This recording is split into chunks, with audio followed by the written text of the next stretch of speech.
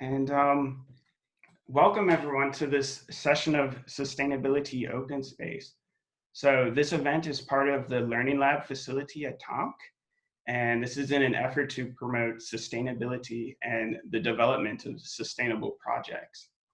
So today we're going to explore sustainable lifestyle, and we have some special guests here today from the Y Campus Sustainability and Impact Club. So my name is Robert, and I'm an international business student, and I'll be your host today along with my team. So why don't you guys introduce yourself? Hi everyone, I'm Handbook and I'm from Sri Lanka, a small island in South Asia, and I'm studying in Finland at TAMK, my first year in environmental engineering. And over to you, Davide. Hi everyone, I'm Davide. I'm sorry if I'm the only one of the hosts without the video on, but I am having problem with my connection. I'm Italian and I'm also studying environmental engineering with TAMK, and Ali that now will continue his presentation and a briefing about how the meeting will be structured. Yeah, hey guys, my name is Ali Mahadli. I'm coming from a small country in the Middle East called Lebanon. I'm also in my first year environmental engineering studies at TAMK. So if Hemaka, you can please share the Padlet, I will explain to our guests. Can everyone see my screen? Yes. So for those of you who are not familiar with Padlet, this is pretty much what it is. If you look at the screen, it's like a platform where you can easily share ideas and discuss things. So we have 3 topics we'll be discussing today. We'll have sustainable living, sustainable fashion, and social inclusion. So if you just click on each image, it will take you to the discussion forum, and over there you can see the ideas that we already generated, ideas that people have put out there. So please feel free to add your own ideas or even possibly comment, depending on what works for you. This Padlet is kind of a platform for people who are maybe too shy to speak or don't find the time to speak during the discussion on Zoom. So please feel free to share, comment, and even rate any comments. That will kind of help us guide the discussion further and know what we will be discussing. Yes, and let's go ahead and share this link for everyone in the chat. Yeah, I'll be sharing it. And Hemaka, if you can go to the main page, please. Back to the main page. You guys can see, if you have, for the newcomers who are using Padlet for the first time, there's like a chat box where you can ask any questions. We'll be checking it every now and then to help you. There's also a feedback box. At the end of this session, you can tell us what you liked and what we can improve. And of course, we have all the contact information as well. So yeah, so now back to Davide. He will be starting off with sustainable living. Thank you.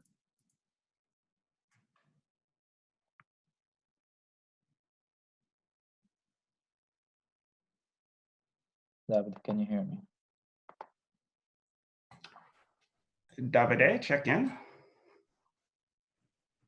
We lost him. Okay.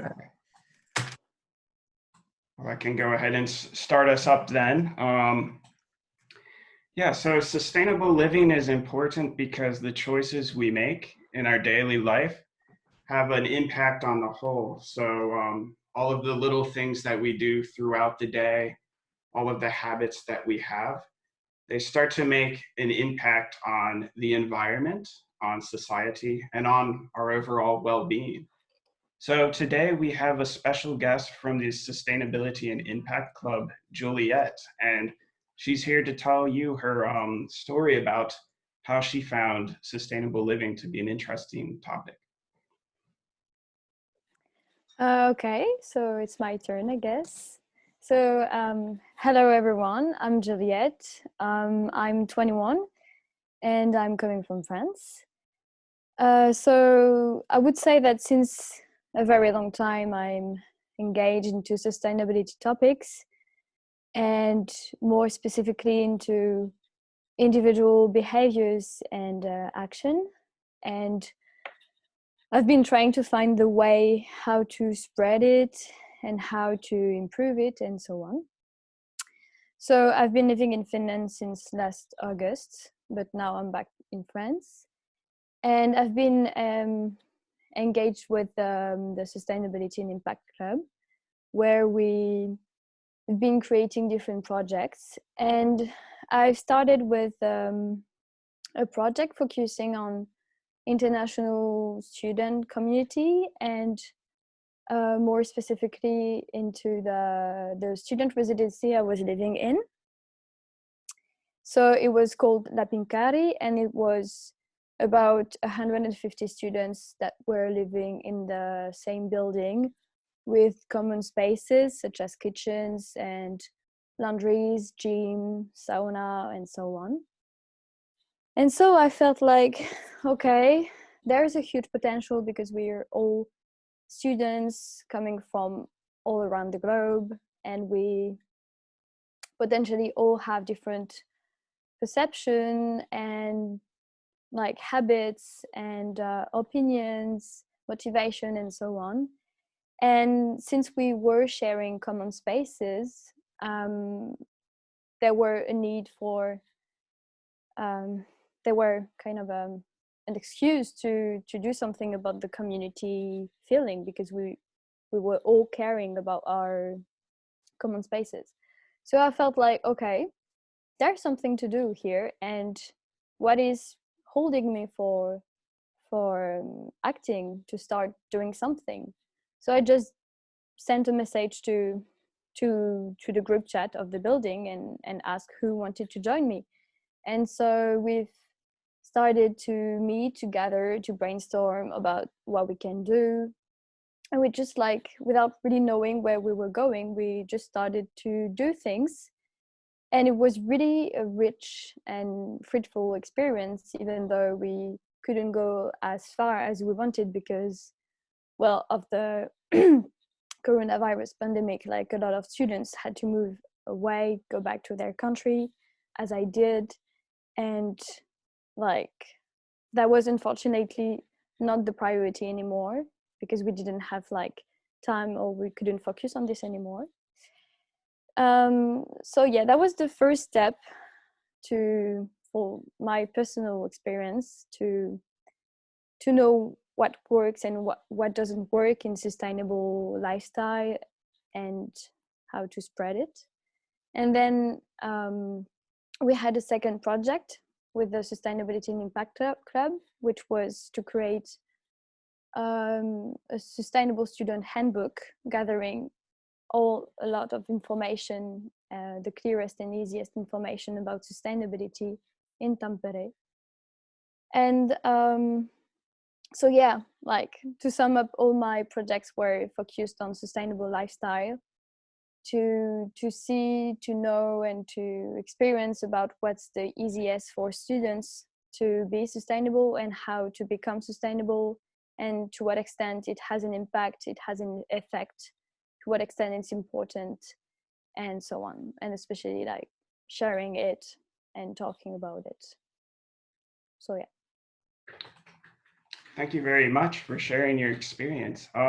So now, everyone, welcome to the discussion section of sustainable living. And here we'd like to develop a discussion about these sustainable topics. So anyone can answer this. Of course, we have our special guest here we'd like to hear from.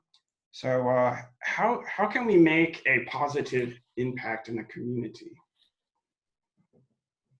To my opinion, the biggest positive impact you could have on your community is to choose to be consistent with what you think and start acting like a model, kind of like, to show that you're criticizing that there are not enough changes, or there are things that are going wrong, or things like that. So you should show the example. You should show that actually you can consume, you can have a lifestyle that is going at the opposite of from what you're criticizing. And then you can have a positive impact because you can inspire people. And yeah, most importantly, you can show that it's possible and that you're not only criticizing things, but you're also, well, taking action. Would you say it's about the little things we do? Yeah, I think yes. It goes with bigger things, but I think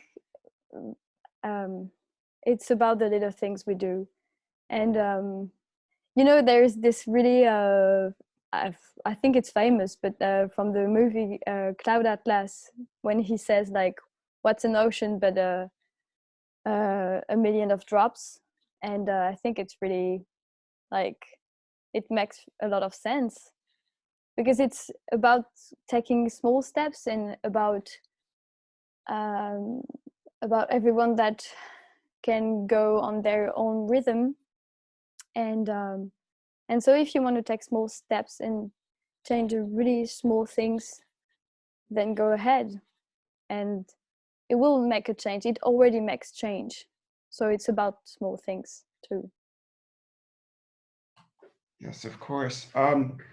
And I remember reading about your sustainability challenge, and you mentioned that there was some disrespectful behavior within the community. What are some ideas that we could do to diffuse disrespectful behavior? Well, to explicit a little bit, the things I was criticizing about disrespectful behaviors were that mostly in common spaces, because in the private spaces I couldn't witness it, but in the common spaces, really often people weren't taking like cleaning or just simply taking care of their environment, like especially after some parties or some things like that. Like it was really not nice at all to live in. It wasn't all the time, but really often it was not clean and not maintained and so on. So that were the most disrespectful behaviors we could have. And I thought with the project I was leading in Tampere that if we stay open and if we say like we invite everyone who wants to join, and we're not here to judge anyone, so it wasn't the purpose to like, you know, point out at people and say like, you are the ones who are in cleaning and you are the ones that create mess and so on. We thought that we could actually like making people care more about their environment, especially if you would have imply some sustainable projects or like strengthen the community feeling, then people would have care about their environment and would have realized that actually the common kitchens have a value because they're common. And when you give more value to something, you care about it, you take care of it. Like your favorite object, you really take care of it. You really pay attention that it's not broken or it stays clean and so on. So I think there were a lack of value given to the common spaces because they were maybe taken for granted. And I thought that could have been a solution to make people realize that this has a value and to make them taking more care about that. Well, can I add something about this question? Yeah, go ahead. Anyone can join in the conversation, so go ahead. Okay, so for me, also to dealing with the disrespectful behavior, also I know even though we have an open space, an open opportunity for everyone, we cannot force anyone to do whatever we want, but then maybe we can start with the small community, the more small group that consists of the like-minded people, like share the same value, and then we can start to kind of create the discipline, the rule, and people who are not respect the rule, and they might feel left out, you know. And one way they can coming like joining back to the community is respect the rule and follow it. And I know it sounds like a little bit aggressive, but it works sometimes. Like when they see this is the rule, this is the discipline, this is something that everyone does, but they're not doing that, so they feel a little bit kind of something wrong here with them, and they will maybe think about themselves and maybe try to contribute and try to involve more in the commercial activities. And sometimes it's just not a rule, it's just like influence coming from a bigger group.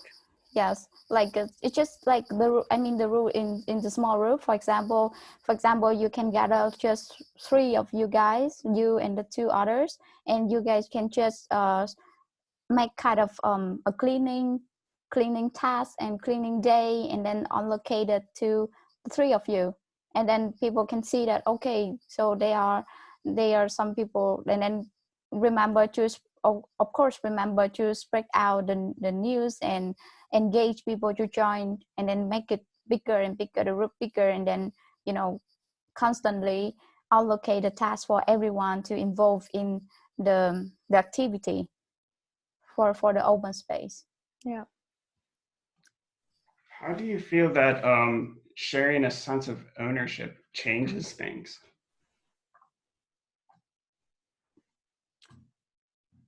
Well, I don't know if like private ownership in the end is a solution, but I guess when you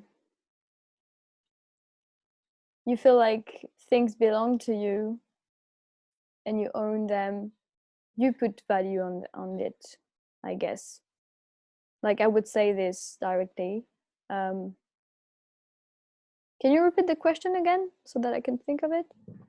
Yeah, so like in these types of communities, maybe like a university community, many people might be just passing through. They don't feel like they have a long-term investment. So maybe there isn't such a feel of community that they really need to respect one another.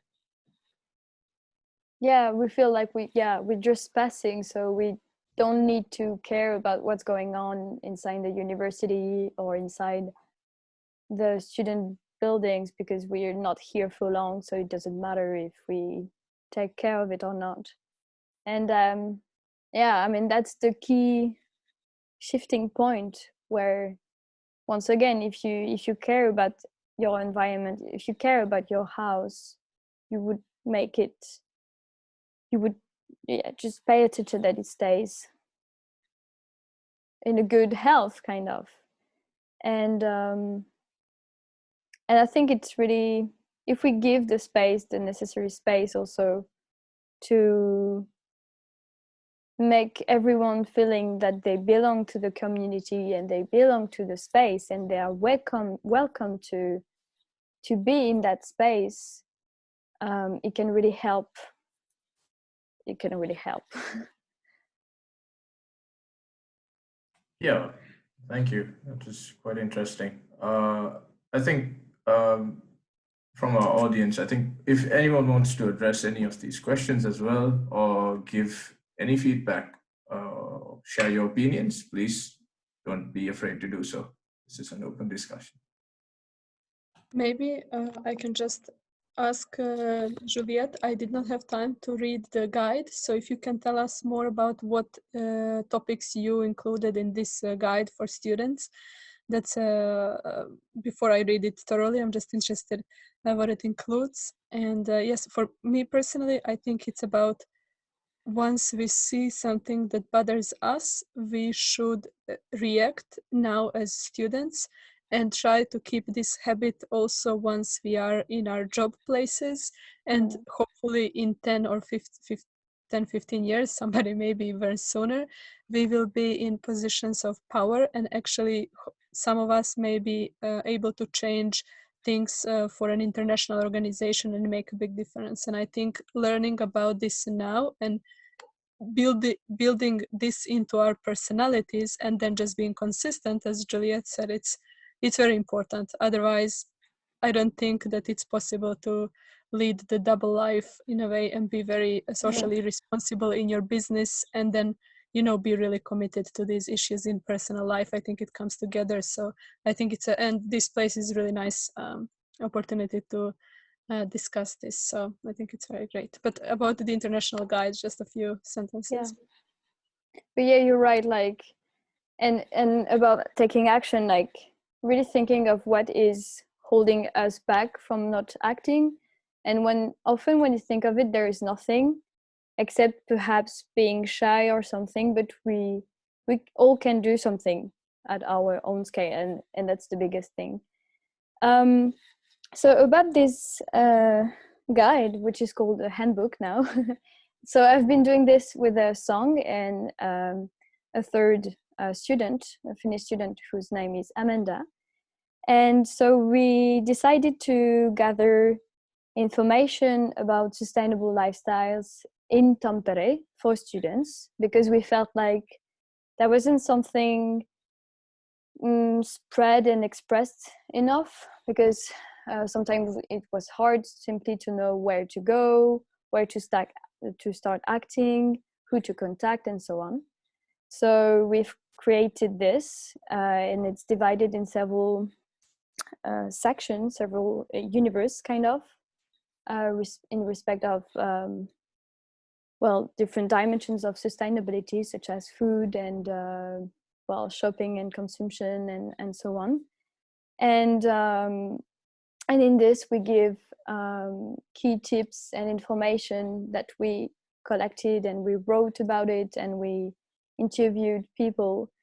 And we wrote this to give the clearest and easiest information to students from Tampere. And it's still ongoing, so we're almost in the end of the implementation of the project. So it's soon going to be available online, and as soon as we have it, we're going to share it a lot, and hoping that everyone's going to be happy about it. And Song, if you want to add anything, because it's your project as well, go ahead.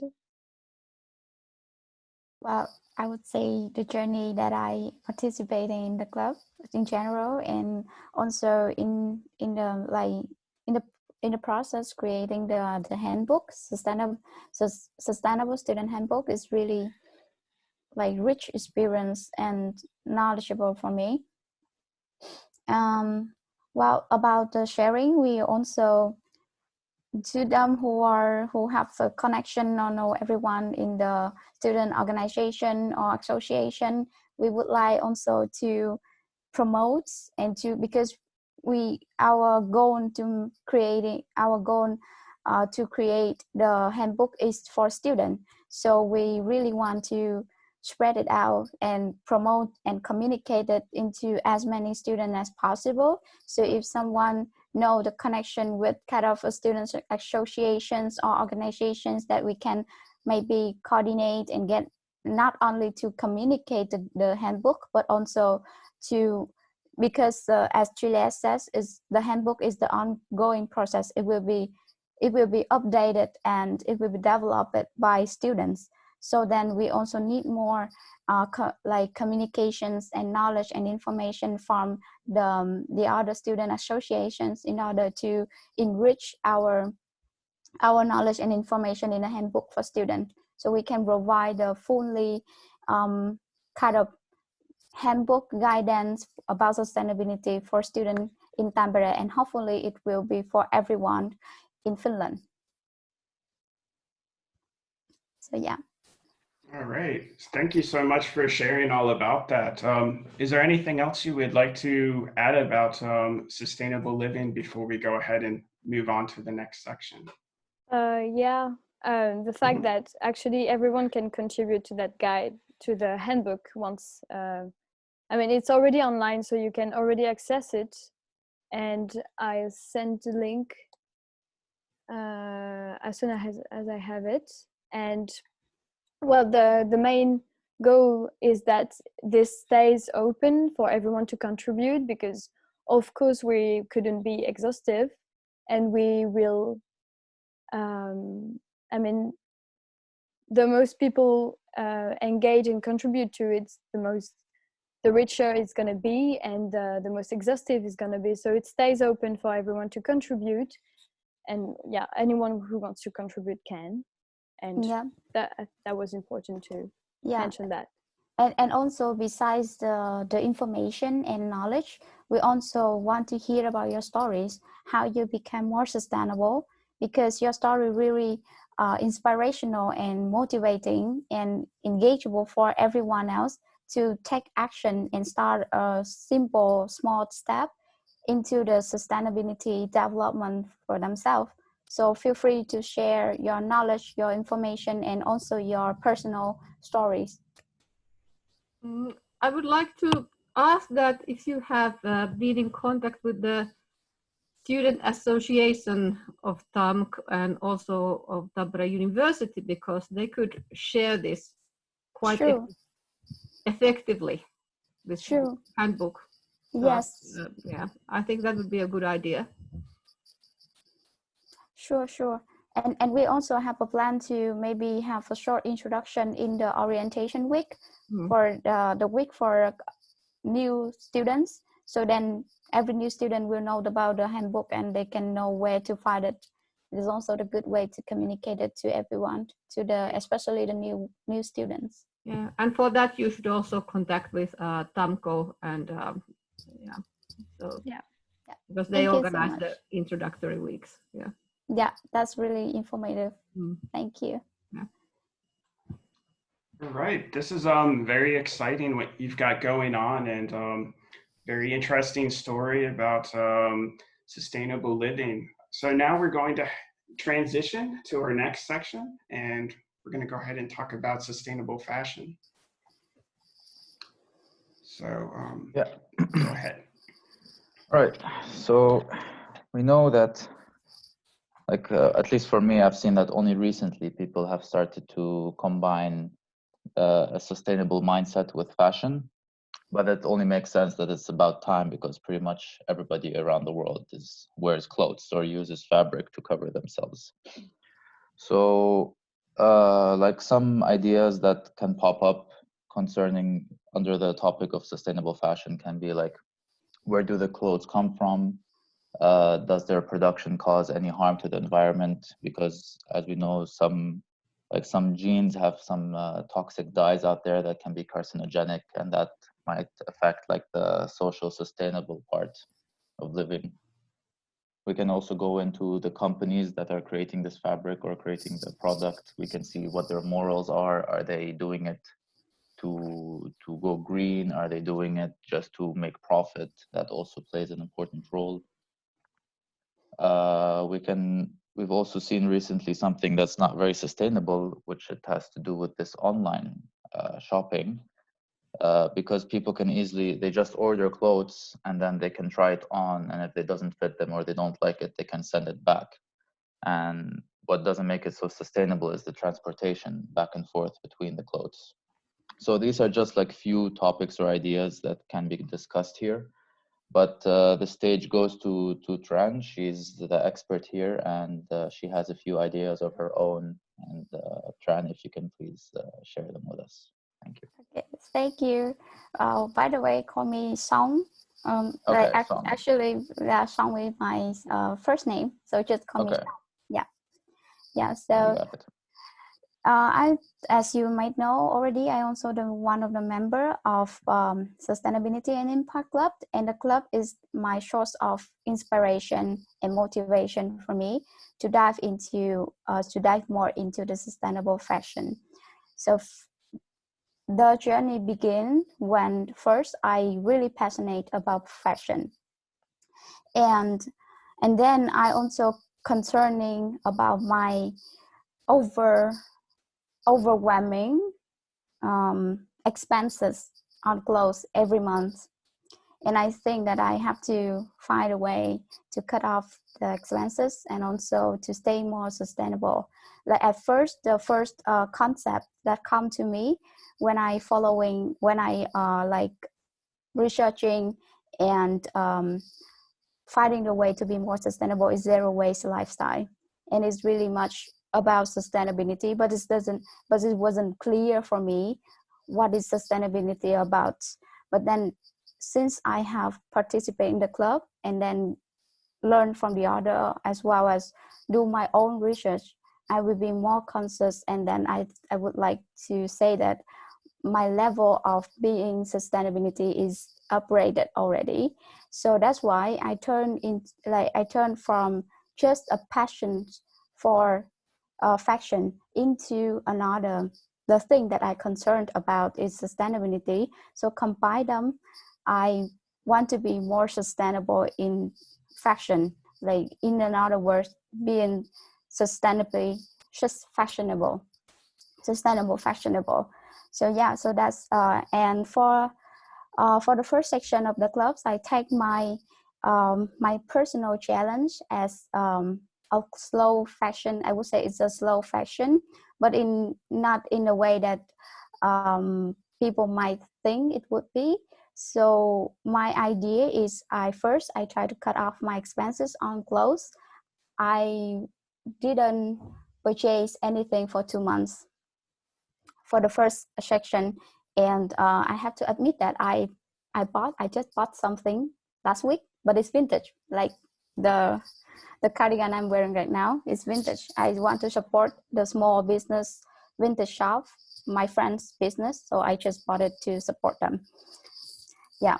And then after that, I also researched more about sustainable in fashion industry, and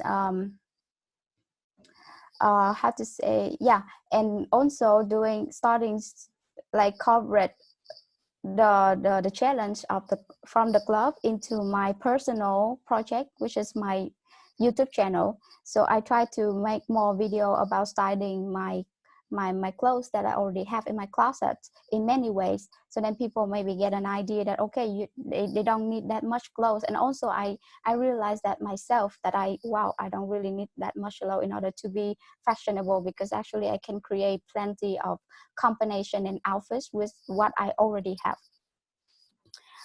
And after that 2 months, I realized a really beneficial of being sustainable in fashion. First of all, I save a lot of money, and I will share my technique, my methods, how I can beneficial from that later on, because we have the topic about the way to be more sustainable and in fashion, especially on a student budget. So I will share my way, my method for you in that section, like in that topic.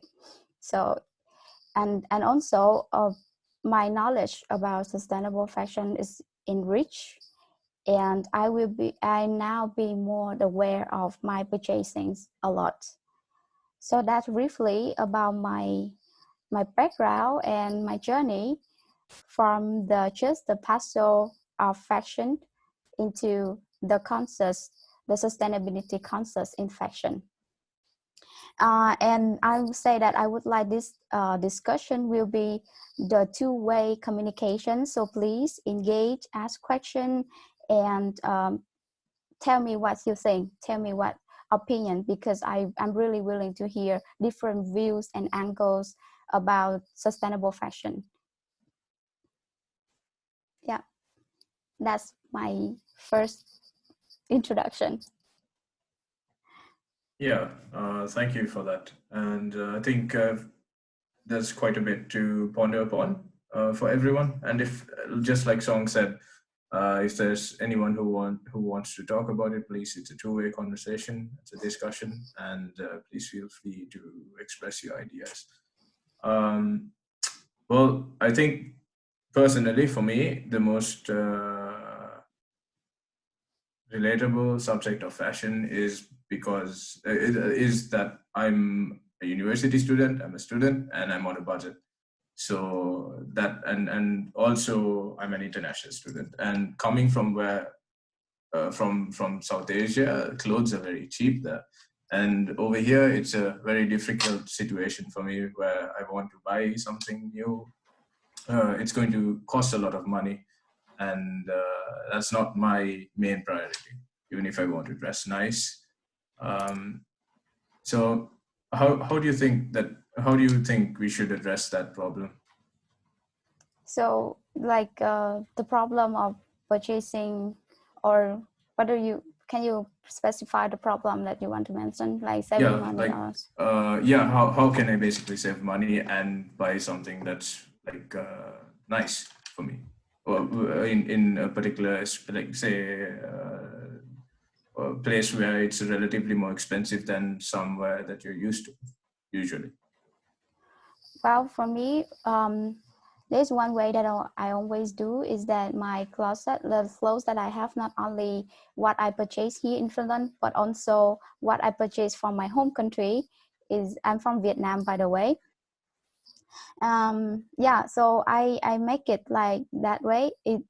I ask my family members to buy something for me in Vietnam, and then whoever that travel from Vietnam to Finland, I will ask them to help me to carry some stuff for me, and of course I have something for them in return, like some just a little bit amount of money, like kind of a, you can see it's kind of a fee, but it's nothing. And also it's like, and also some Vietnamese brands, they do ship internationally, but as mentioned before, online shopping also not really sustainable. So I think by the way that asking people that carrying your clothes from your home country to Finland is one of the way that you can be considered. That can be considered. And the other way that you can do it, like me, be more conscious about purchasing. And now I can share what I beneficial from my kind of 1-2 months detoxing from purchasing clothes, is that whenever I see something that I like, I put it into my shopping cart on my mobile apps or in the web page, but I didn't pay. I just leave it there. And then, you know, because I'm a shopping addict, so I can't stop going there to the webpage and skimming and looking for the nice clothes, and like this is my kind of my hobby, so I cannot get rid of it. And then when you see many of beautiful clothes, you probably want to buy it, and it impels you to just like, please, I want to have it, like give it to me, take my money or whatever. But then just wait a bit. It can wait. So calm down, put it into the shopping cart, and wait until maybe at the end of the month. And by that way, when I look back into my shopping cart and I see, oh my God, that's a lot of money that I already saved. So right at the state, I can see the benefit, clearly see the benefit from like cutting down my expenses on clothes. So that first creating the motivation for me to keep going on. Like I can save money, I can like of course the environmental and economical and social aspect it come along, but then first you have to see the benefits, because as a student money matters. Absolutely. Yeah, so first I can definitely see the benefit first, and then that motivate me to keep going on and cut off my purchasing on clothes. And now I can really be controlled myself for every of my purchase, and I'm really happy. I can say it's kind of a success. That's amazing. Yeah. So speaking about money and a student budget, how does everyone feel about these secondhand clothing stores that are around town? Do you feel like is this socially acceptable, or what kind of barriers are there to prevent people from participating more in the reuse of clothing? For me, Oh, sorry, go ahead. for me, hi everyone. So I'm Raisa. For me, the biggest obstacle is the time, because I find it a bit of time consuming to go after sizes, and you really need to dig the clothes, and you really need to like to do this treasure hunt. So when you go to a store, you can just, you see something you like, you check your size, and then you're ready to go. But with secondhand shops, you need more patience and you need more time. So at least for me, the biggest barrier is time. So I'm very busy, so it's difficult for me to really go to secondhand shops and go check everything, or to go to more than one secondhand shop. Yeah, true. I totally agree with you. And for me, I personally am not against thrifting. I'm not again going for the secondhand shop, but I'm not that kind of fan. For me, like, I mean, the other big barrier is you have to know yourself. What is your reference? And I know my reference is I want to have a new clothes, because clothing is something that really personal for me. So I want to have my own clothes, like a completely new brand. So I would rather go into the secondhand, because I tried a couple of times already, and I see it didn't work for me. Whenever I purchase something and then I look at them and I say, well, I'm not really like them that much.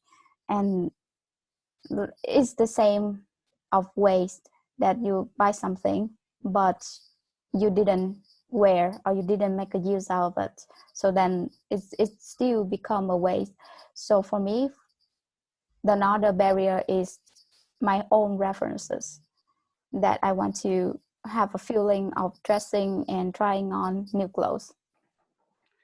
I wonder if maybe if secondhand clothing could be made also into a digital kind of marketing, if that would remove a barrier for you. How does everyone feel? I think I'm pretty sure like they've already made some online platforms for thrifting. But yeah, sure, Song, go ahead. Sorry, I cut you off. Yeah. This is very common in Brazil. Sorry, Song. Oh no, go ahead. This is very common in Brazil, but at least for me, it doesn't work as well, very well. I'm a fan of secondhand shops. I think everything that I bought here in Finland, when it comes to clothing, they were secondhand. But in Brazil, the online thing doesn't work out for me so good because of the sizes. I think that if you can easily get your size, or if you know your number, and then if you know that you will get anything that will fit you nicely, it doesn't work that well with me. So for me, it was not so good, but it might be working for other people as well. Mm-hmm. So is it less a matter of they have the fashionable clothing there that is secondhand, but more of like these other barriers? Like I think in Brazil, actually, secondhand shops are expensive because they are super trendy. It's something very cool and hipster and so on, but I find it difficult with the sizes. Yeah. This online one. Yeah, and well, for me, online, like the online marketing does work for me. Like for example, if for example, I can take my my friend's business. Actually, not her business, but but she works for that company. This is one of the like kind of the e-commerce online secondhand shop, and they do really well about digital marketing, like online marketing. They style their own, like they make their own style into what they selling. For example, they have kind of a section that themselves big. For example, high size big or some big, and then they style their clothes. So I was oh my god, wow, it's secondhand, but it still look really stylish. It still look really kind of amazing. So then it does work for me as the person that really passionate about fashion and want to see people dressing well and nicely. So I have a question that might be a bit off topic, but it's also linked. It might be more psychological, but there is a link to sustainability part. So the question is, I've kind of noticed, or through my experience, I've seen from many people that for some that buy excessively, the reason behind that would be because they don't like the idea of being seen in the same clothes again. So I'm not very fashionable, so I can't relate much to that. I can wear the same outfit over and over and I don't really care. But if somebody kind of has that mindset, if they can please just share upon it. Like, what's the idea behind it? Well, if you allow me, it also depends on your activity, because when you start a professional activity, there is an expectation, in the society, at your job, that you look nice and clean and with different clothes. So it's a little bit less true maybe for men. It depends also where you work. For example, if you work in a startup doing video games, the dress code is not the same, of course, as an NGO or a big lawyer firm, you see. So it depends a lot.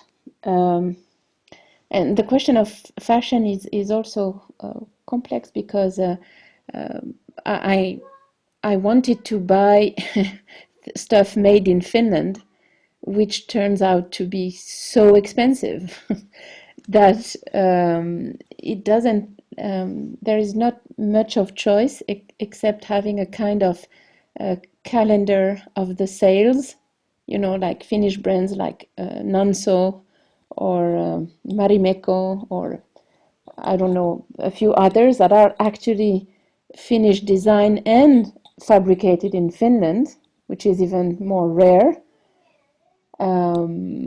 So then you can have very nice stuff at a relatively good price when it's on final sales.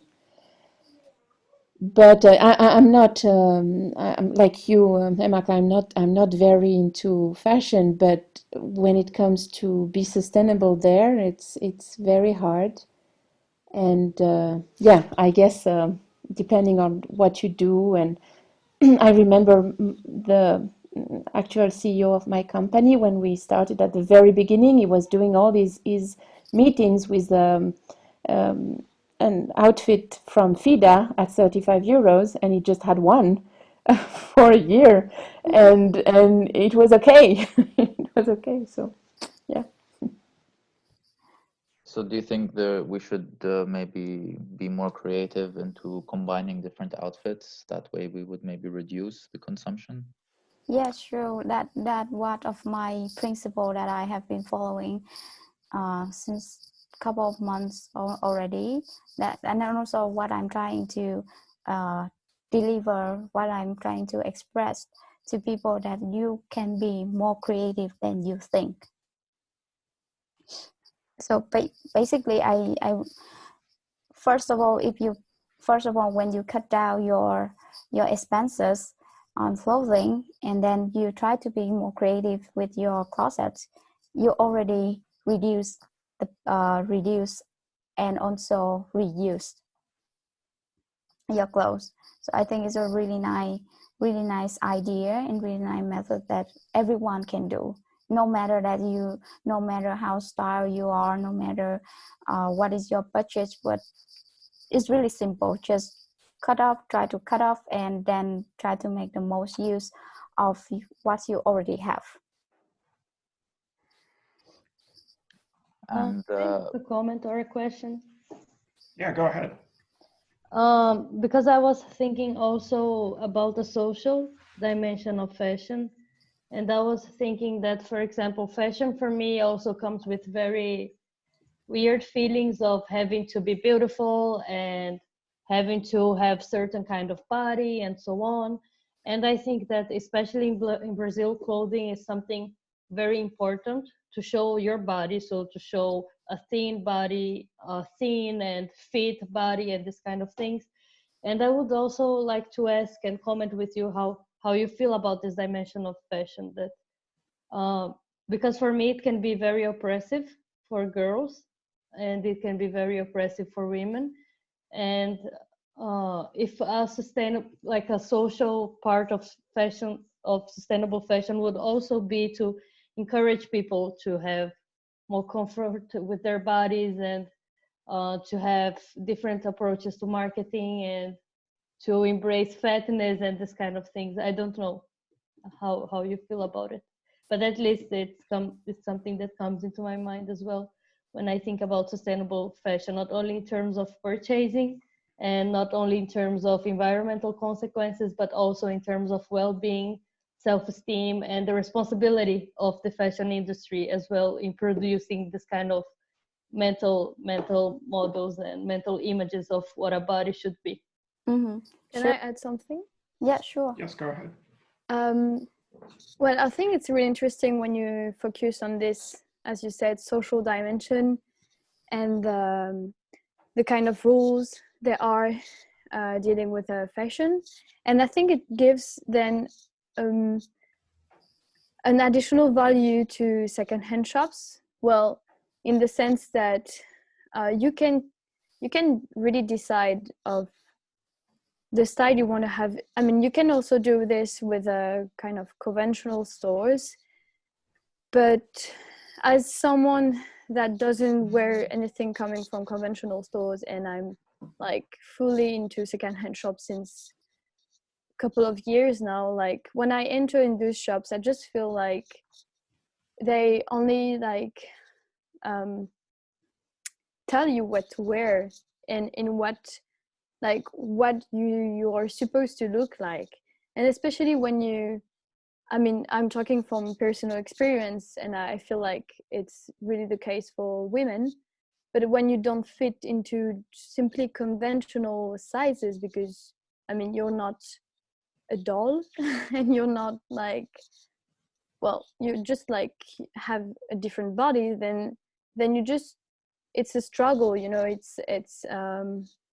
It's implicitly telling you that you're not fitting into where you should fit. And when you go to secondhand stores or shops, once you kind of know your style, or you know where you want to go, or you know you take more time, you can really give a lot of value to shopping and to kind of building an external identity, I would say. And because you can find everything in secondhand shops, so you can basically wear everything you want, because it's the purpose kind of. And I think there's really this huge dimension of what is unconscious or conscious, and just simply like social and welfare impact on people. Yeah. That's because I I'm would just like, thinking that, sorry, go on. sorry. I would like to also see this discussion involve some attention played to fair compensation and wages in the field of fashion and industry. It's lying not on the consumer side, but on the supply side. And when we think about sustainability, at least I think about the UN Sustainable Development Goals. And some of those definitely touch on poverty eradication and adequate living conditions. So when I think about sustainability, I think not only from the perspective of myself, that's a consumer, but also how does it feel for people who are paid so little and work in very difficult conditions to produce these clothes that are worn by others. So I would love to hear other people's perspectives on that as well. Sure. May I Thank you. Yeah, these are two very significant issues in fashion. For one, the perception that the mass industry has created around our body image, and this these kind of values that make us always feel like we're never good enough. And then secondly, this whole disconnect from like behind the curtain of where these products are coming from. And so these are some very toxic issues concerning the fashion industry that we need more awareness about, but we also need more justice. We need justice about these issues. And as consumers, we have a certain responsibility to avoid products that are being produced by unfair wages. But at the same time, we need to look again at these countries. They need also help in many other ways. So it's not just the fashion industry. They also need support, but they're being exploited for their cheap labor. And so this is very unfair. And there needs to be a way to identify more easily the background story of these products and how are they getting to us, because we may never even know, or we don't have the time to look so deep. This is also like social responsibility and corporate responsibility. Yeah, sure. The issue for me, I think, is that, at least in my opinion, both of these issues, they show to me that it's not only about consumption. I think that as consumers, we have limited rationality, so we cannot see everything. Even if we had all the information, it's simply impossible for us to know how everything was produced, if everything was ethical, and things are changing the entire time. So even Marimekko is not producing things in Portugal because it's cheaper. So I think that as consumers, we have serious limitations. So at least for me, it's the issue of fashion is not only how I can make myself more sustainable or my consumption more sustainable, but how I could really pressure these companies and government to be more sustainable as well, and to kind of enforce these things to happen.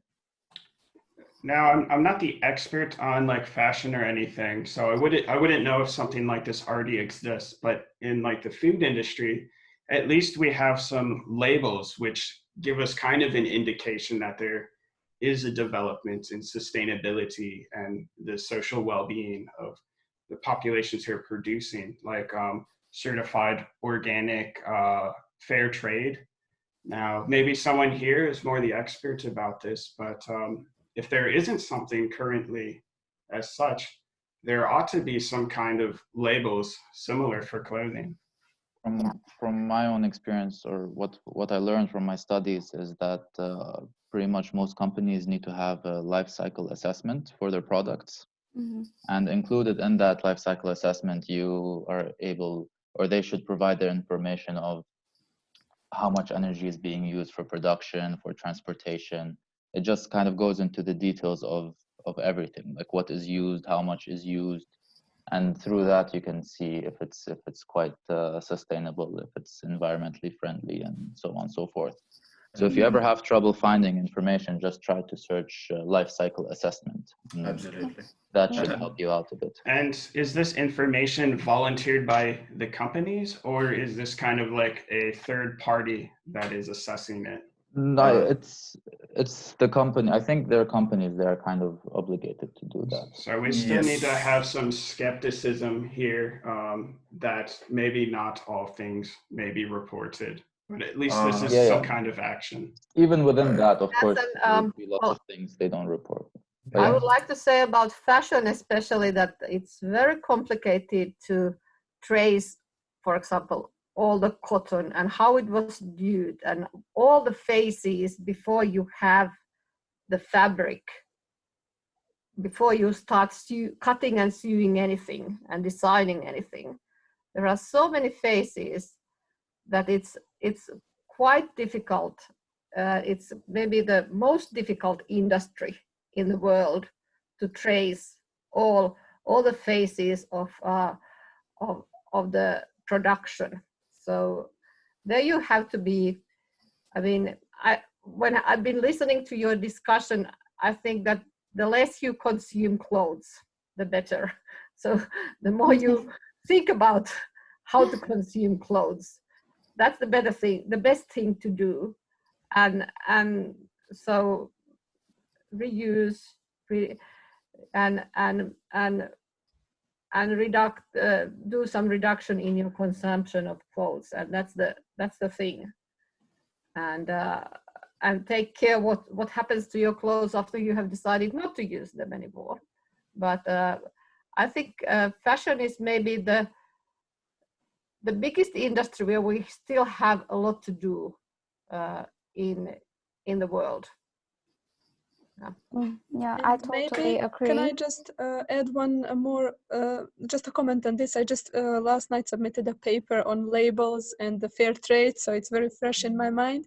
Yeah. But one of the issues that worries me is that we are talking about the awareness of a wealthy consumer that can afford to pay higher price for sustainable products.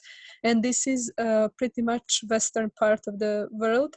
But with the emerging markets and the more people having more money, which is of course a good thing, so the people will be buying more. And then the question is, how long has it taken for the Western consumer to start paying attention to these issues? And yet it's not really common everywhere, but let's say that Western consumers are more advanced in this. And can we afford really all these years to pass until the emerging markets come to the same realization? Because if we compare the number of consumers there is with the emerging economies, these are way bigger countries, way more people is getting more and more money, which is good. But how do we bring these people to skip the dangerous phase of consumerism that we had, and now that we are, to skip this phase of big pollution?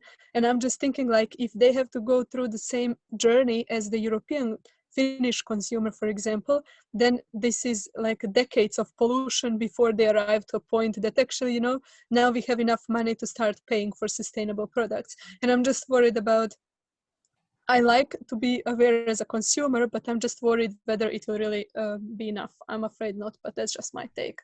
I just thought. Luckily, there are also things happening on international legislation level and things like that. So it's not only on consumers what happens, and well, these are also happening first in Europe. So I would say in 2 or 3 years, we have to have a system to recycle also all kinds of fabrics and clothes. So that is happening in Europe in the following years.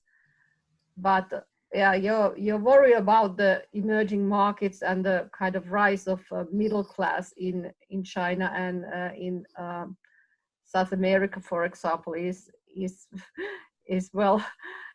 very important, and it's very true. But we have to try to also work on the international level and have to be helping those politicians and those organizations who try to do that. Absolutely, yeah, I fully agree. And I see some comments about you that mentioned about material and also cotton. Yes, that's true. Cotton also needs a lot of labor and it is over cultivating. Yeah, so I would recommend you to see the documentary film named The True Cost, to have more information and also have the wider angle about that, like the impact of fashion industry into the environment. Even though people are tend to like switch into organic cotton, but then is organic cotton really sustainable when they are more demand and then of course more supplies, and people start over cultivating the cotton fields and it's exhausted already. Yeah. But we have to understand that we need different kinds of fabrics for different reasons, and that's the kind of thing and we have to recycle things. According to some information, I've learned that we would have enough fabrics in the world for next 100 years. Yeah, that's true. Yes. We wouldn't have to produce anything for 100 years if we just used what there is. Yeah, but then again, about considering about the economic aspect, then the cost of recycling those fabric with compared to the cost of produce the new fabric. So it's clearly to see that produce the new one is more profitable, more economical. So that's why companies tend to produce than recycle, because when you want to recycle the fabric already there, you have to first of all collect it and then do many kind of chemical processes in order to make it fresh, and then can be produced, can be made into another finished products. So that's why people tend to produce more rather than recycling. But then we have to try to change the economic kind of laws in what is cheap and what is more economic, and try to shift that. And that needs kind of big international pressure, that needs big politics, that is negotiations. So there have to be different levels of changing the circumstances and kind of changing the game altogether. I think this kind of goes back to something that needs to be a very basic foundation in education, is ethics. Because if we think about like the greed and exploitation of many of these corporations and individuals, it goes back to poor ethics. They're not valuing the human life. They're not valuing the nature or the society. They're seeing that, hey, if I do this, I'm going to get so much money, and I'm going to feel so good, do all the things that I want to do. And if the society is founded, if all societies are founded on some basic ethics, I think that would help us in development of more humane and environmental interactions among nations. Yeah, it's pretty interesting. And I just want to bring up this particular fact that Ursula brought up in the chat. And it's about how over time, how basically the market has changed into such a commercialized environment. Basically, before, whatever clothes, or I would even say, dare say, any other equipment that you would buy from the store would last you 20 to 30 years maximum if you use it properly. Now many clothes, like, they go to waste after about a year or two, or even less. What's your take on this? Yeah, I think that's true. So for me, like the approach I would take is invest money on the quality rather than the quantity. So I would rather go for something basic and can make me easily dress up anytime I want it, to be every time I want to be like look effortlessly good, then rather than investing something that trendy or something just with a cheaper but a poorer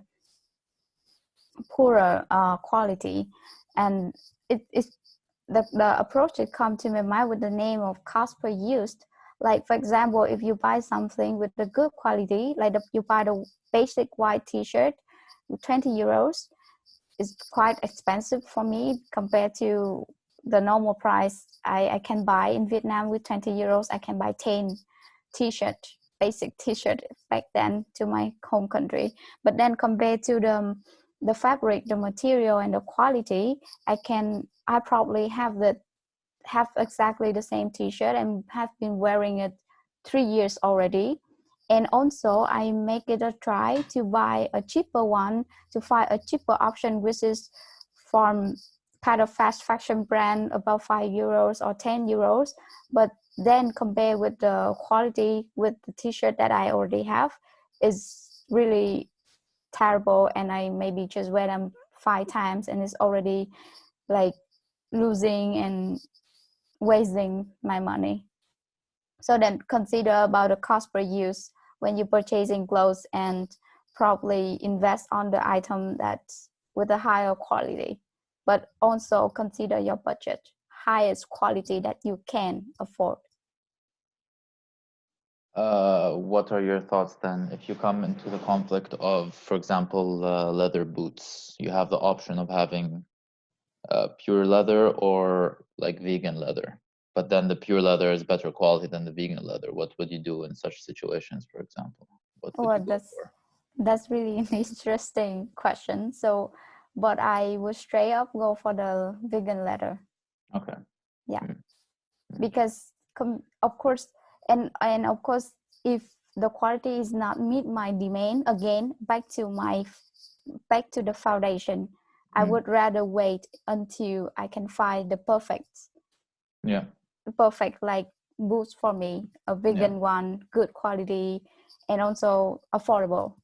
So then I don't really have to choose like between something that more expensive but good quality and then vegan but poor quality. But I can wait, I can find more. I don't have a rush of having a boots or something.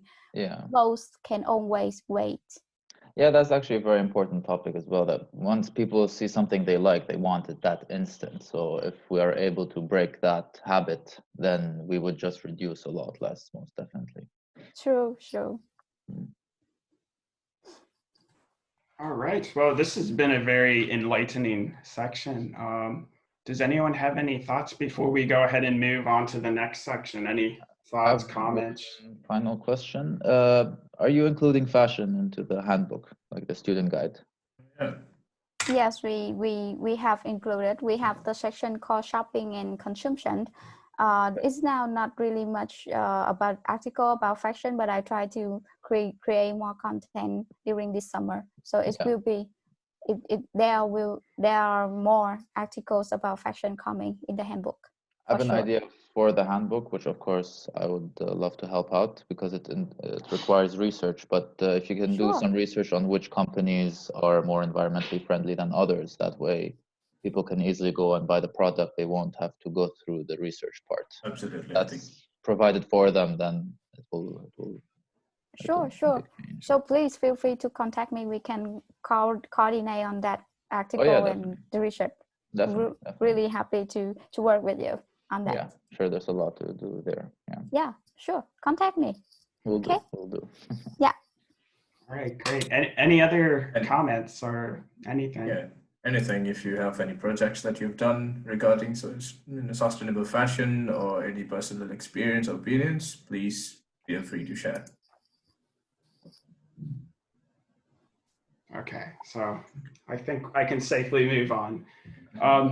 So this section is about social inclusion, and we kind of touched upon this earlier. So social inclusion is about equality, that people have the same rights, that they're not being discriminated against for any reason. And it's about fairness and justice. So we have a special guest here today from the Sustainability and Impact Club, Raisa. So Raisa, would you like to say hi and go ahead and introduce your challenge and your learnings? I'm going to open a camera because I think it's weird sometimes to speak with people. No problem. Welcome. Everyone, yes, I'm here. I have a funny hair now. Hello everyone. So my name is Raisa. I'm from Brazil. And today I'm going to talk specifically about the challenge that I did together with Katarina, who is also in this chat and it's also going to talk about it with me. And yes, we are both students in the Leadership for Change Master's Degree program in the City Center campus. And we started working with this theme of social inclusion and diversity as well before the club. So we partnered in the autumn semester of last year with ESN FINT, which is a student organization that stands for Erasmus Student Network. And we were working in the International Student Employability Project. So at first we started working to promote a platform that I'm going to send here in the chat, that it's called erasmusintern.org. And in this platform, it basically works in a way that any company could advertise, in Finland could advertise its internships for international students in English. And we started doing this work, we were very motivated, but then we realized that companies didn't see value in this platform. So we would have to take a step back and raise awareness of companies why having international students is good and it's valuable for them. So we were doing that. We also organized events targeting students. So I don't know if you heard about the startup recruit that happened in Tribe, which was a recruitment fair for startups. We also organized workshop sessions. So for example, how to find hidden jobs in Finland for students. And we were starting to elaborate some kind of workshop for companies, targeting them to say, this is what you can do with international students, and this is why it could be good for you to have them in your company. But then the pandemic happened, as you are aware of it, and it affected everyone. So we had to change into remote working, and we started doing a communication campaign that we are going to launch in 2 days. And in this communication campaign, we decided to have a more positive approach to social inclusion because we realized that it's quite a negative topic. So with all the reasons, because it is a tough reality for international students that want to have a professional experience in Finland. But we wanted to focus more on these lighter aspects, on the cultural shocks, on the things that you learn, on the abilities and multiple perspectives that you bring. And Katarina, would you like to add something? Would you like to talk a bit about it as well? So should I tell a few words about what was the aim of the campaign, or? Yeah, sure. That can be good. Yeah, so as Heisa said, we noticed there is a lot of frustration in when internationals try to find a job in Finland, and our campaign was focusing on how international talents can get jobs. But it's very important, the topic, the meaning of the job that we had in mind, not necessarily a paid position. So no, it's paid, but not a position that you end up on a payroll of a company, that somebody employs you as the full-time worker, because this is good for some students or some who have a clear idea which company they want to work for and who actually want to stay in Finland. For this also requires to speak Finnish in many cases. And so this is only one avenue, and we thought this is very much dominant, and this is what people associate with working, while for us job was something, first of all, a meaningful work that you do, and then in the field for which you got educated, and then it was also, it could include different ways, different options. And one of the things that we decided to focus also is about students who come here, will study for some years, did not make a decision if they want to stay in Finland, but while they are there, we still believe that internationals offer a lot to the Finnish society and Finnish economy, and by failing to include them more and give them more access to the companies and other organizations, we felt that it's a lot of this potential is missing. So the way the stories were designed was to practically approach this from individual perspectives. We shared stories. These are not, scientifically proven how the experience of integration looks for everybody. These are personal experiences that we thought are very valuable. And we try to highlight the sort of different colors of diversity, if I can say this way, or to point out what diversity means really in practice, and what are we talking about. I think I don't know, Heise, if you maybe want to share any example of any particular story to give. Eva gave me a nice suggestion to show the video that we made as a statement for our campaign. Yes, and so this can explain why. Yeah. Okay. I will. I will accept the silence as a yes. Oh, I need the person that is sharing to stop sharing. Yeah. Okay. Okay. Perfect. So I will share now. Yes. Okay. Okay.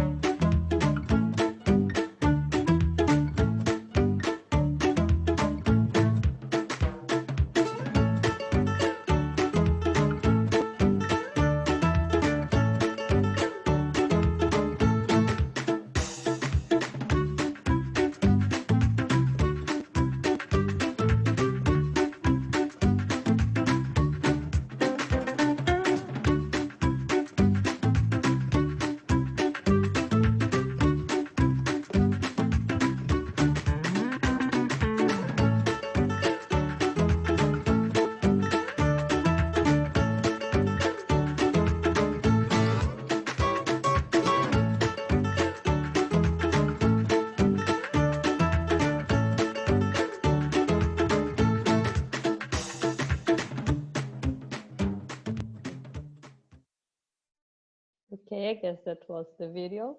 Tamak, I think you can share your screen again if you wish. Sure. Thank you. Thank you. Okay, I think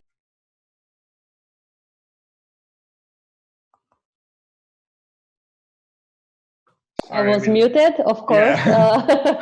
I think that for my part, that was all. I will also add the link that explains more about our campaign, communication campaign, if you wish to know more. But also, if you have at this point, I don't know how clear it is, because we've been speaking a lot about campaign and it's very clear in our heads, but I don't know how clear it's for somebody who hears about it for the first time. So feel free to ask any questions Exactly. if you didn't get. Yeah, let's start with the basics for this conversation and go back to what social inclusion is from your perspective. And so what do you understand as social inclusion?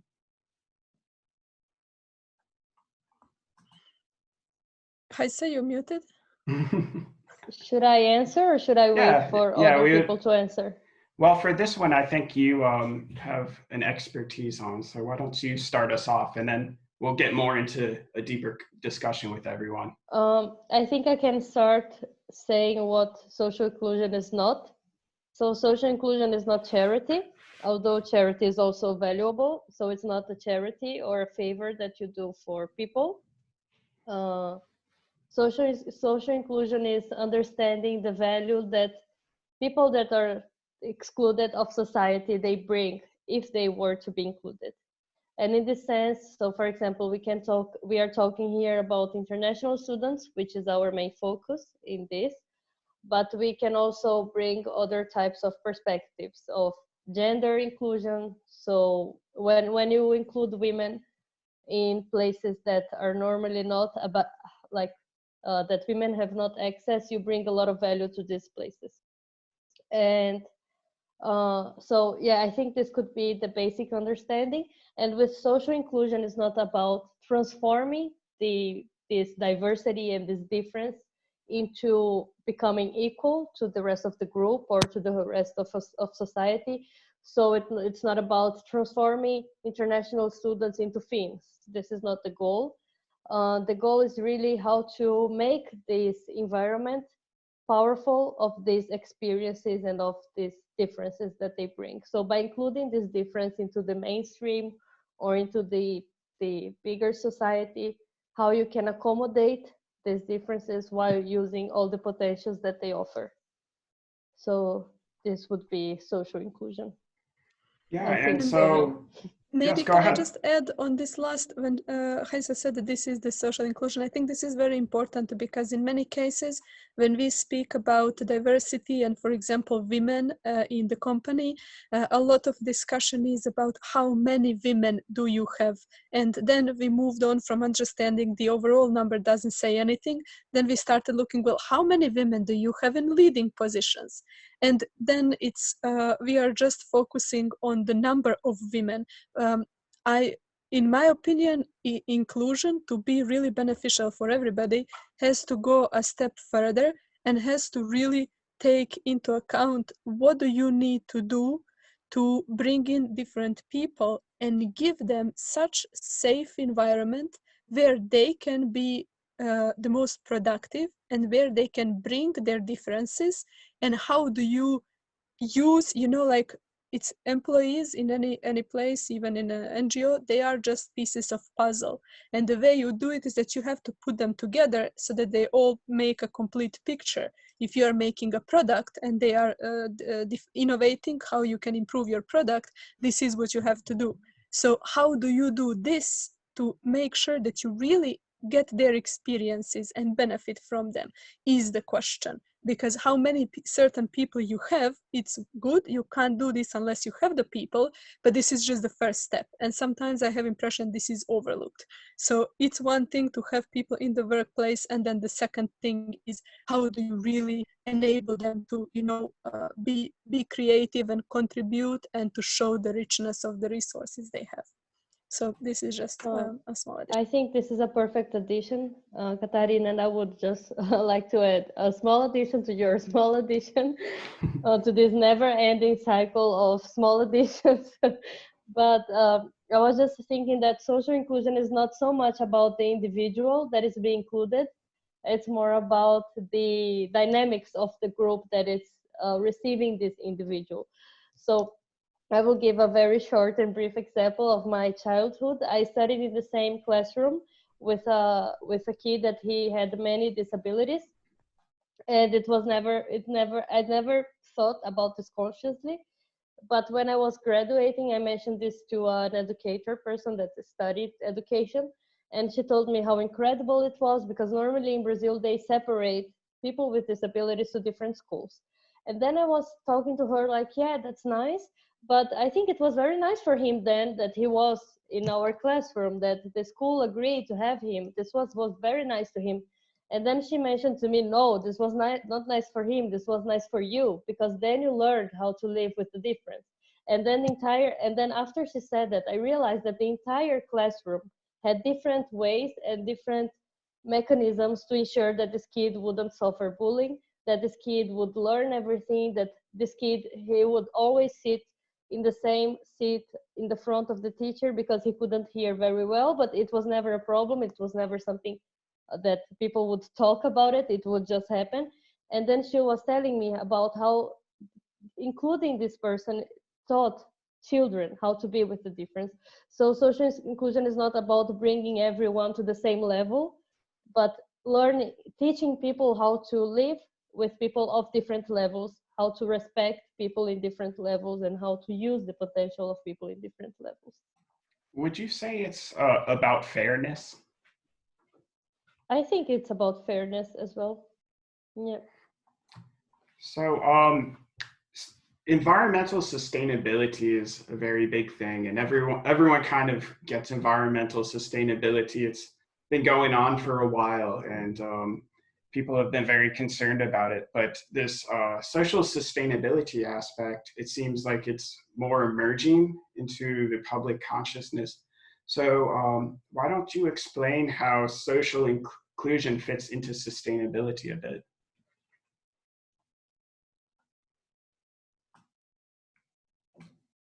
Would you like to go ahead, or do you want Haisa, or should I? Anyone can go ahead. I could, but I would also like to hear what other participants would have to say to this question. So how do you think social how people inclusion feel about it, or if people feel like nothing, like say, yeah, it doesn't matter. Also valid point. Yeah, I think maybe we have some students also from Sri Lanka, maybe studying social sciences, might be interested in giving an opinion, maybe. Thank you for that, Hemaka. Hi, my name is Akhilendra. Say I'm studying social sciences is a bit of a leap because I haven't actually started studying at the university yet. I'm from Sri Lanka. Yeah, so could you repeat the question? It's kind of slipping from my mind a bit. Yeah, we just want to give a basic to people. Social sustainability is on the rise, but maybe people aren't as familiar with social sustainability as they are of environmental sustainability. So we were talking about how does social inclusion fit into sustainability? Right.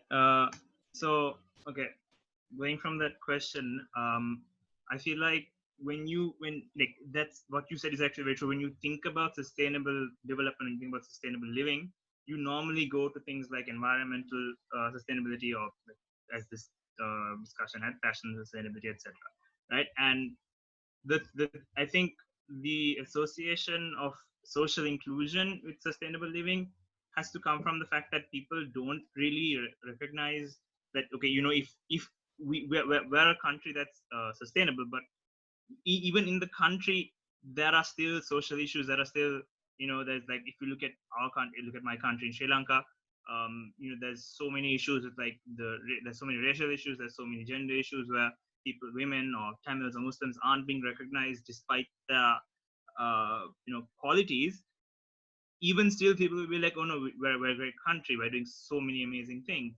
And I think that kind of recognition has to come from that kind of recognition that social inclusion is involved in sustainability, has to come from the awareness of how these issues will impact the country in the long run. I think that the video that I'm sorry, I'm going to butcher your name, I'm not very good at Reza showed earlier, right? I'm sorry, it was also very laggy for me, but it showed how in Germany, when the Yugoslavians came, and how that benefited the country. And I guess that shows immigrants, but when you show that even in our country, that in my country, that there are different people who can benefit the country, who are impacted by the social disadvantages that they have, and that impacts the country as a whole. If people aren't aware of that, that's where, making people aware of that is where you can get social inclusion involved in, like, recognize with sustainable living, because then people become people will realize that, okay, look, for the country to be sustainable, you need to have, everyone needs to be able to, like, the living needs to be sustainable. Like, the social systems also need to be inclusive, because that is a step in making sure that everyone is, like, having a sustainable living. Because if some people aren't being, included, then everything else kind of falls apart. I'm sorry, it took a long time. No, that was wonderful. I'm glad you had so much to share about your perspective on this. Would anyone else like to comment on that? Or perhaps another question? Well, Maybe. I think that utterly it goes to democracy. And who do we include in our democratic decision making and in our societies, and how do we enable everybody to be part of a democratic system, and that democracy is for all. And I think that is the kind of ultimate thing of social inclusion, and that is certainly part of sustainability. I really like your comment, Evelina, because I think it's very important that you bring the political dimension of social inclusion, and it is political. So this was a very nice comment. Thank you. And I would Maybe also one yes, go ahead. parallel with economic. I think your question is very important, because whenever we talk about sustainability, it's immediately the environmental one that is important. And one parallel we can use is that nowadays in our countries, we have a lot of resources to get energy, such as sun, wind, water, and we in a way forgot how to use them. So we are now, through renewable energy, going back to these sources which are there, and we should use them. And this is how sustainability works, to use the resources that you have and make it sustainable.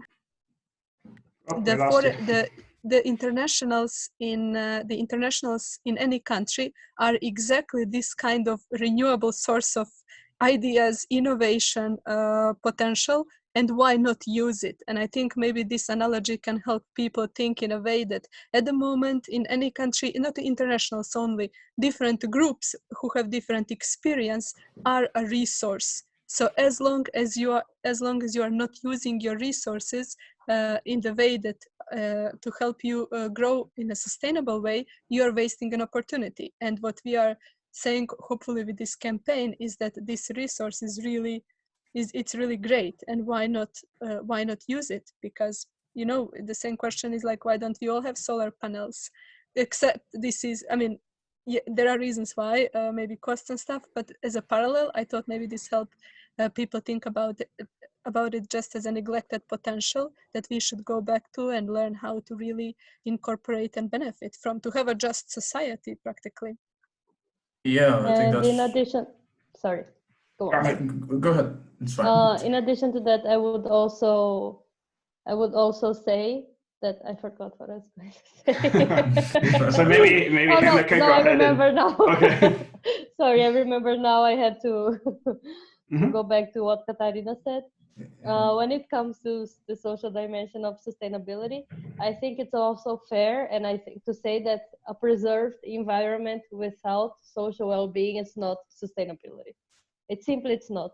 So if you have a national park that it's preserved and the wildlife is happy, but you don't include people, if just a small fraction of people can enjoy the space or like can go and visit, then it's not sustainable. Not. It's preservation without sustainability. So I think that if you live in a place that has many nice forests, lakes, nice clean air, but it's not joined by other human beings in those worlds, it's not sustainable. And I think this is a provocation, but I think I want to share an idea of mine. When you talked about a sustainable society, basically, where pretty much it's just and equal opportunity kind of thing. I think it's very important to focus on what exactly sustainability is, right? And in order to get to sustainable development, we need to have education. We need to educate people from a very small age.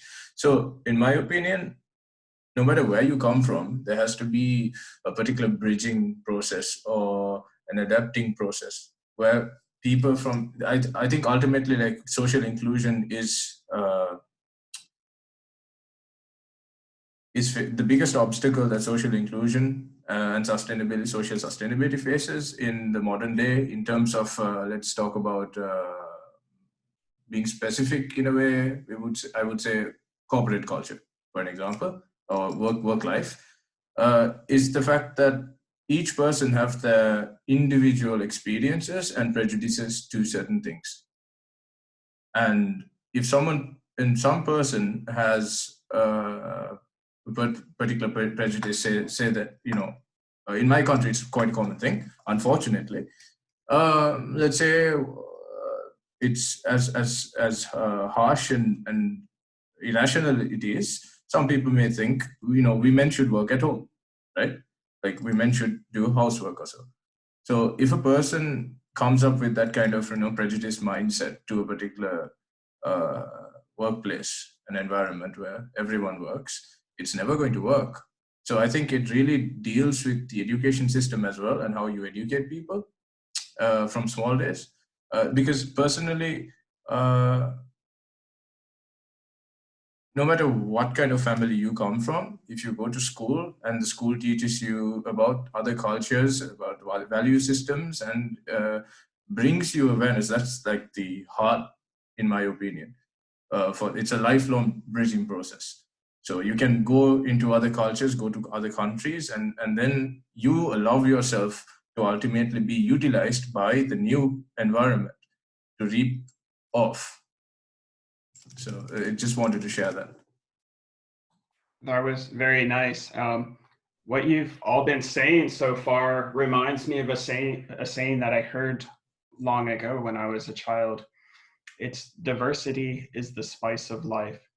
And I think it's very true. And we can kind of see this metaphorically in like an ecosystem. They say that the nature, the amount of life there shows the healthiness of the ecosystem. So it's called biodiversity. And we need this kind of diversity within our countries, within our workplaces, so that we can be healthy. There is a very interesting concept for those who would like an academic reference, that it's called biocultural diversity, that it talks about exactly these entanglements between environment and society. So cultural diversity and biodiversity. And I think, Hemaka, your comment was also a nice answer for how should we implement social inclusion. Oh, thank you. So through education. So it's a good answer. Oh, Ursula has sent on the chat. Would you like to read that? You can start, this is what Ursula says, and she says, you can start education from home, but also from kindergarten, early education. Also, in Finland, they teach recycling and waste management / or waste separation in early education at city or town childcare places. The kindergartens already. That's pretty amazing. They also use lots of material from the forest for handicraft and crafting. Small kids from ages 2 to 5 also understand here to separate glass, bio-waste, paper, board, metal, etc. So we need to start from the children. Yeah, definitely.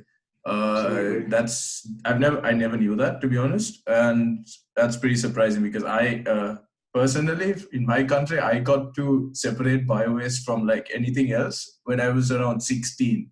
So you can imagine. In school, of course, but traditionally, in the cultural way, we anyway separate it because we use the bio-waste for compost in our gardens, because usually away from the city, usually we have quite big gardens and we plant our own food sometimes. So yeah. This is Finland's gift to the world. I really hope other countries would take this action and really start from the kids, because this is Ursula speaking here from Pirkkala. As a mother, I think everything starts from the kids. It's very natural for the kids to do this waste management, for example, or use recycled things, because when they learn it from the start, and for example use less material and do recycling and all these things, it comes very natural to them. Or for example, avoiding eating meat. So if they would have a vegetarian day at kindergarten, so they get used to that, and they don't have very strong opinions against those issues. It is more difficult to change the mindset the older you get, and I say this with the experience of almost 50 years. Yeah, nice. I agree that we really need to start from the education for the children, and combine with the idea of diversity. Is that also include diversity is not only about equality, but also about living with the differences between other people. And I have been really I have been through a really tough time when I was a kid with bullying, and because I'm different. I actually different from them, just basically that in Asian culture, people prefer the white skin rather than my tan skin. And I got my tan skin and I got bullying all the time because of my skin doesn't look like them. So I think to start with the social inclusion and the diversity of like the sustainable society is also really is a need of starting from education in the kid. And no one there was no teacher talking about that, for sure. Like, as I remember, no one talking about you have to teach how you can teach your other people, like until some problem occur, someone got hit or someone got injured, then they just but basically what they do is just you hit people, you're wrong, but not mention about how you can live with the differences and respect the differences, and also utilizing the differences in your society. Very important point. I agree with that. And I know from the children's curriculum in basic education in Finland, and already in kindergarten, early education, they have they talk with the kids about racism. I don't know if they use the word racism with very small kids, but they speak about differences and accepting differences, and actually children are not racist. They don't separate people by different looks or colors or religion. It comes from the home or from adult people, this how do you call this, beliefs that somebody is superior or less, or somebody is more. So the equality. So I think this comes, in my opinion, this is very strong in my opinion. All kind of education, you should start as early as possible to avoid the bigger problems. There is lots of bullying in Finnish schools as well, and lots of projects against bullying. And I really hope when I'm retired in 15 years, maybe that this wouldn't be an issue, but it might be. But it's about a lack of knowledge also. It's not only about the attitude or mindset. It is also a lack of knowledge in some ways. But you are all clever people. You are studying at TAMK or Tampere University, so you can all be like ambassadors for this one as well. Yeah, I think this is a very good point you mentioned, that people are not evil. They are not doing this because they are wicked and being evil and mean.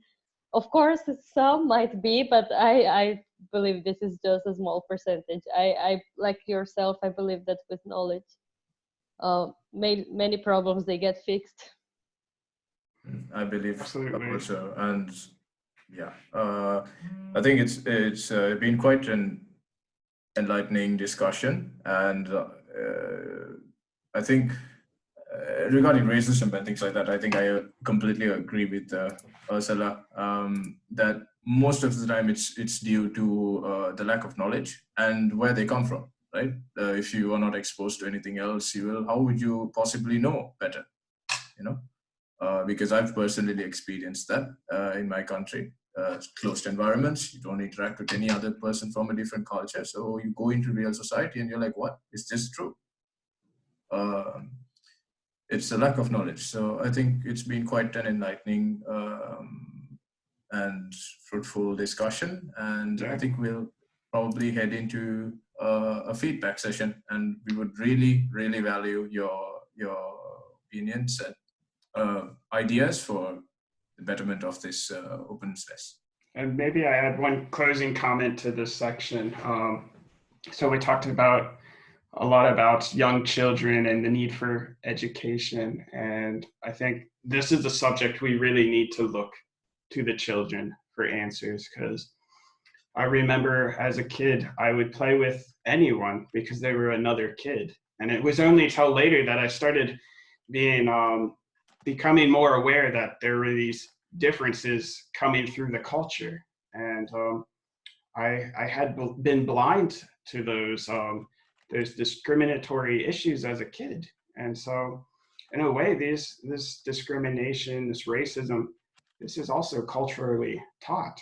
And so we need to look back at the children and remember these values that we had long ago.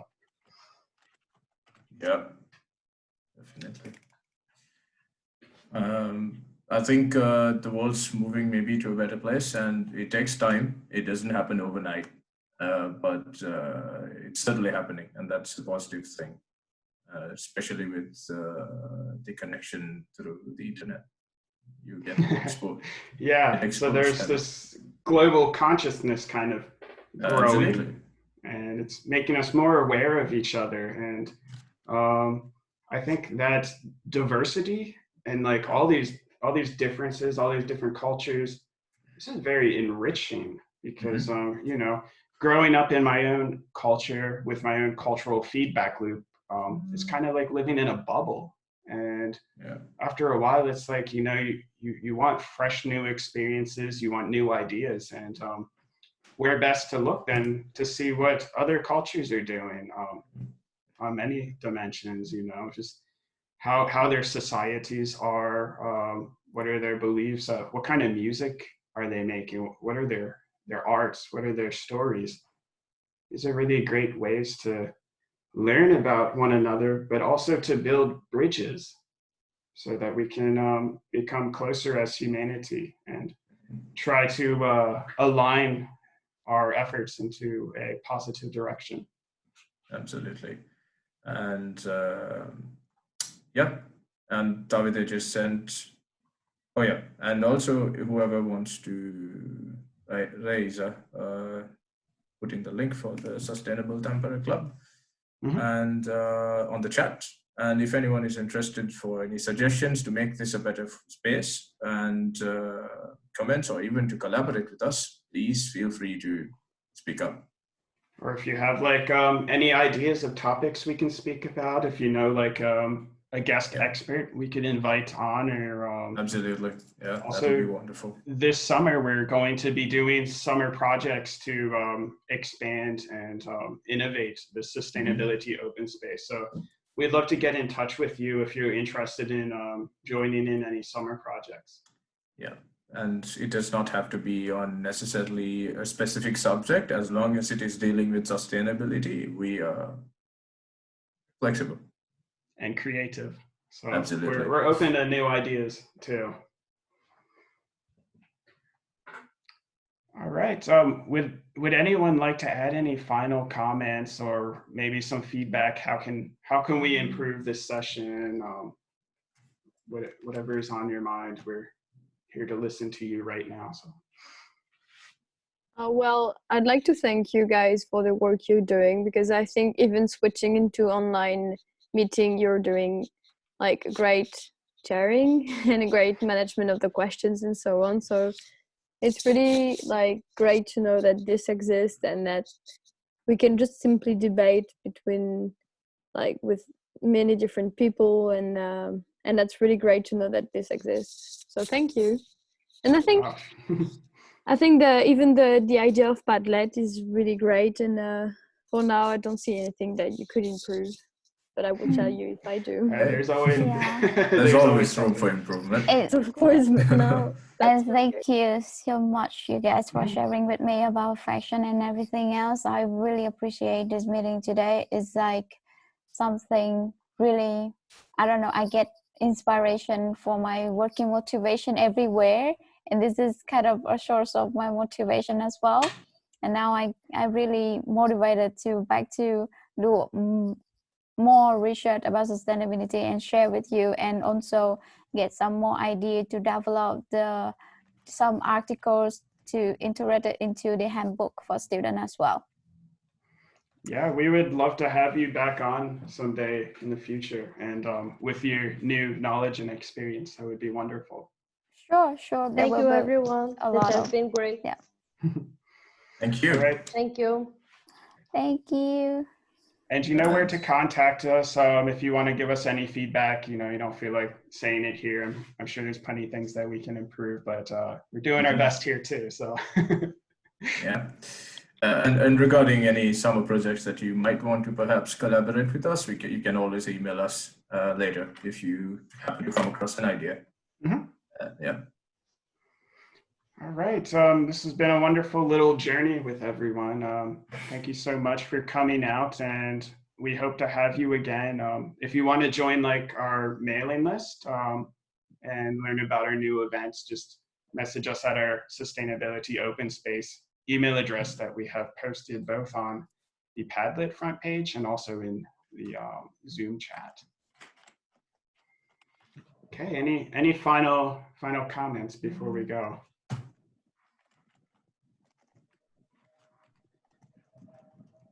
All right, well, okay, everyone, you have a nice weekend and we'll see you again. Definitely. Yeah. Bye-bye. Yeah, thank you. See you. Take care. Bye. Bye.